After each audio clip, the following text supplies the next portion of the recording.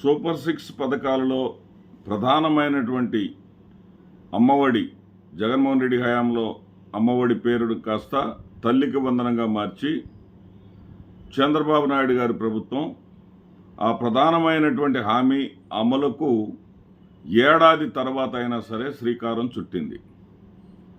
సంతోషం. ప్రతిపక్షాల పోరాటం, ప్రజల ఆరాటం ఫలించి ప్రభుత్వం ఈ నిర్ణయం తీసుకుంది.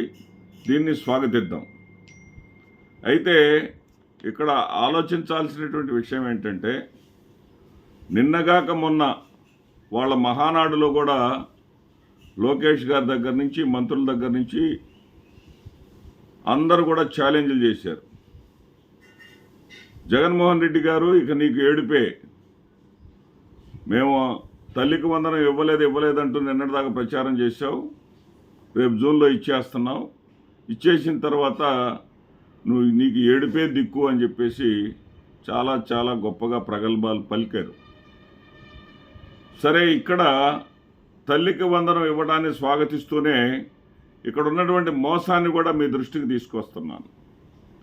ఏమిటంటే, వాళ్ళు ఏమన్నారు, జగన్మోహన్ రెడ్డి గారు 2,000 రూపాయలని స్కూల్ మెయింటెనెన్స్ కోసం ప్రభుత్వం దగ్గరే ఉంచుకొని 13,000 కోట్లు 13,000 రూపాయలు మాత్రమే తల్లుల అకౌంట్లో వేస్తే 2,000 వైఎస్ఆర్ గూండాల చేతిలోకి, వైఎస్ఆర్ రౌడీల చేతుల్లోకి, జేబుల్లోకి వెళ్ళినాయని చెప్పేసి ప్రచారం చేశారు. మరి ఇప్పుడు ఏం చేస్తున్నారు? ఇప్పుడు 15,000 రూపాయలు వేయట్లేదంట, పాత పద్ధతినే అనుసరిస్తున్నారు. స్కూల్ మెయింటెనెన్స్ కోసం జగన్మోహన్ రెడ్డి గారి ప్రభుత్వం ఎలా అయితే 2,000 రూపాయలని ఆపిందో అదేవిధంగా ఆపి 13,000 రూపాయలనే వేస్తున్నారు.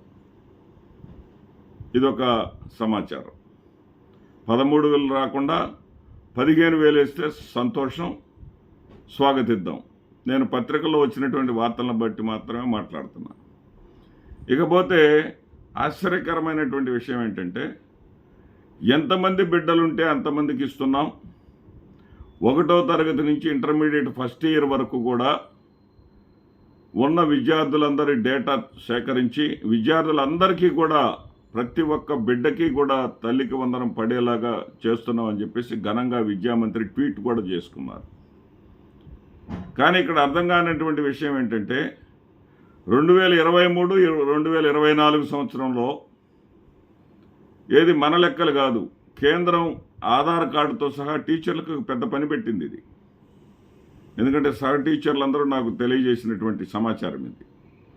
వాళ్ళందరూ ఆధార్ కార్డుతో సహా లింక్ చేసి మరి కేంద్రానికి ఇచ్చిన UDSE అంటారు.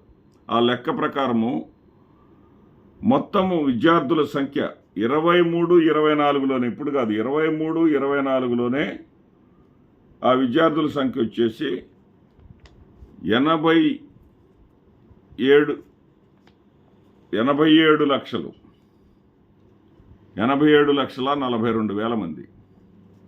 87,42,000 మంది అంటే వాళ్ళకి అంతమంది విద్యార్థులకు ఇవ్వటానికి 13,112 కోట్లు కావాలా. 15,000 రూపాయల చొప్పున కేంద్ర ప్రభుత్వ లెక్కల ప్రకారం విద్యార్థుల సంఖ్య ప్రకారం ఇవ్వటానికి 13,112 కోట్ల రూపాయలు కావాలి. కానీ ఎంత రిలీజ్ చేశారు వీళ్ళు? 8,400 కోట్ల పైచిలకు విడుదల చేశారు.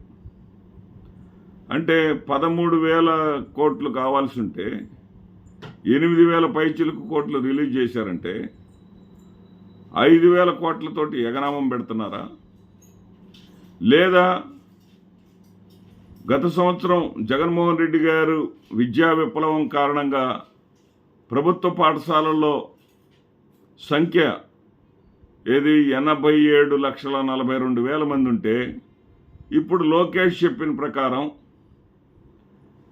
67, ఆయన చెప్పారు, చాలా ఘనంగా ప్రకటించుకున్నారు, 67,27,124 మందికి ఇస్తున్నామని చెప్పేసి ఆయన ప్రకటించుకున్నారు. అంటే జగన్మోహన్ రెడ్డి గారి హయాంలో 87 లక్షల మంది ఉన్నటువంటి విద్యార్థులు 67 లక్షలకు ఎలా తగ్గిపోయారు? 67 లక్షలకు తగ్గిపోయారు అంటే దాదాపు 20 లక్షల మంది విద్యార్థులు తగ్గిపోయారు అంటే దానికి కారణం ఏంటి? మీ వైఫల్యమా? ప్రభుత్వ పాఠశాలను మీరు నిర్లక్ష్యం చేస్తున్నారా? ఒకసారి వెనక తిరిగి చూసుకోండి లోకేష్ గారు. ఏమి వైఎస్ఆర్సీపీ లెక్కలో లేకపోతే ప్రతిపక్షాల లెక్కలో ఇవి కాదు. ఆధార్ కార్డును అనుసంధానం చేసి కేంద్ర ప్రభుత్వం ప్రతి సంవత్సరం కూడా లెక్కలు తీస్తూ ఉంది. ఏ రాష్ట్రంలో ఎంతమంది విద్యార్థులు చదువుకుంటున్నారు, ప్రాథమిక విద్య ఎంతమంది చేస్తున్నారు, ఇంటర్మీడియట్ ఎంతమంది చదువుతున్నారు, హయ్యర్ ఎడ్యుకేషన్ ఎంతమంది చదువుతున్నారు అనేది గణాంకాలు సేకరిస్తూ ఉంది.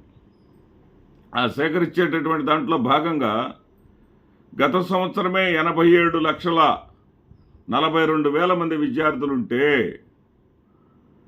దానిలో ఒక 60% మందికి మాత్రమే వైఎస్ఆర్సీపీ ప్రభుత్వం అంటే ఇంటికి ఒకరంటే 60% వచ్చి ఉన్నారు.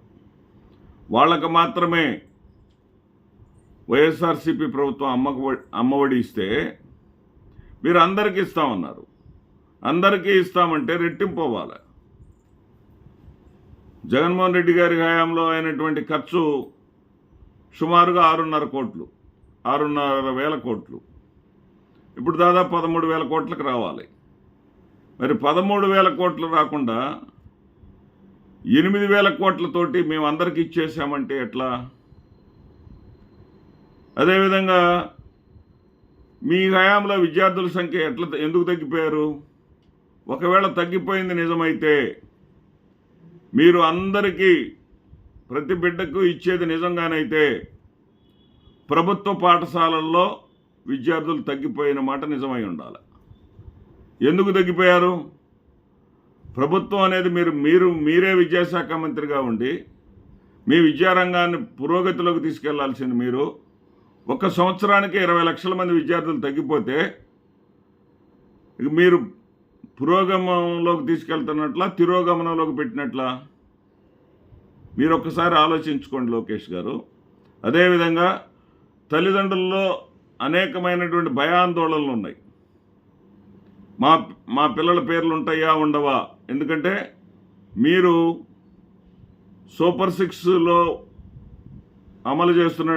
గతంలో అమలు చేసినటువంటి 2 కూడా నామినల్ పథకాలే. ఏంటంటే ఒకటి గ్యాస్ సిలిండర్లు అన్నారు, 3 సిలిండర్లు అన్నారు, ఒకటే ఇచ్చారు.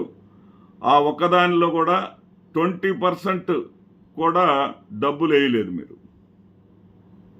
అంటే అంత తూతూ మంత్రంగా జరిగిపోయింది. ఇక అన్నా క్యాంటీన్లో అన్నం ఎవరు తింటున్నారో ఈ సంవత్సరం పాటు అన్నా క్యాంటీన్లు జరిగిన తీరు మీరు ఒకసారి పర్యవేక్షించుకోండి. మీరు ఏ సంఖ్యలో ఎన్ని అన్నా క్యాంటీన్లు ప్రారంభిస్తామన్నారు, దాన్ని సగానికి ఎందుకు కుదించుకున్నారు అదొకసారి అంటే ఆ 2 కూడా అరకొరగానే చేశారు.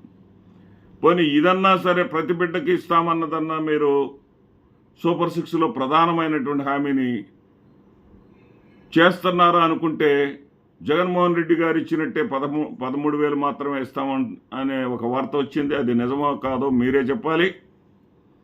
అదేవిధంగా 13,112 కోట్లు కావాల్సి ఉంటే 8,400 కోట్లతోనే వీళ్ళందరికీ డబ్బులు ఎలా సర్దుతారో అర్థమయ్యేటట్టు చెప్పండి. లేదా విద్యార్థులు కానీ తగ్గిపోతే తగ్గిపోయిన దానికి కారణం ఏంటో చెప్పండి. నమస్తే.